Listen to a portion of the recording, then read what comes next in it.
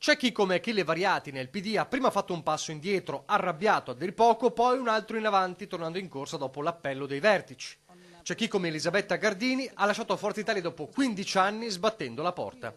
Europee, terreno di conflitti interni più o meno risolti e soprattutto trasversali, quasi nessun partito immune dal mal di pancia, nemmeno la Lega che conta su sondaggi favorevoli. I rumors dal Veneto per le scelte di Via Bellerio, ancora non ufficiali, non sono certo leggeri. Troppo poche le 4 candidature venete contro le 5 dell'Emilia e nomi che al di là di Gianantonio Darè e Mara Bizzotto sembrano scelti per non dare fastidio proprio ai sopracitati, la padovana Paola Ghidini e il veronese Paolo Borchia. Fuori calibri regionali come Ciambetti, Canere e Sandonà, fuori gli Zaia Boys. È l'ennesimo conflitto che si consuma tutto dentro al carroccio, con in più la volontà di Salvini di devenetizzare in qualche modo il peso specifico della Lega in ambito elettorale?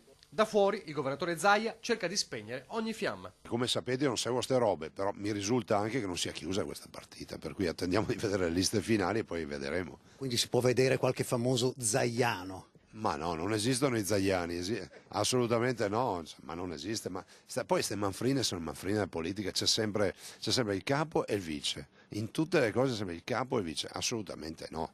Esiste la Lega, esiste un progetto di governo e amministrativo che vogliamo portare avanti. Dal Carroccio Veneto intanto la rassicurazione di queste ore è che ci sarebbero pronti altri 2 veneti per portare a 6 le candidature, ma tutto ruoterà ancora una volta attorno ai nomi.